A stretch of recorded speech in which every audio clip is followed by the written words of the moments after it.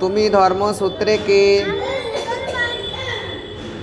তোমার ধর্ম কি? ধর্ম ইসলাম। আমাদেরকে এবং সমগ্র জগৎকে কে সৃষ্টি করেছেন? আমাদেরকে এবং সমগ্র জগৎকে আল্লাহ তাআলা সৃষ্টি করেছে। সবার বড় কে? সর্ববড় আল্লাহ। আমরা কার ইবাদত করি? আল্লাহ তাআলার ইবাদত করি। মুসলমানরা আল্লাহর ইবাদত কিভাবে করে? নামাজ পড়ে, রোজা রাখে এবং ভালো ভালো কাজ করে। চন্দ্র সূর্যকে উদিত করে। আল্লাহ তাআলা পূরিত করে। রিজিক কে দান করেন?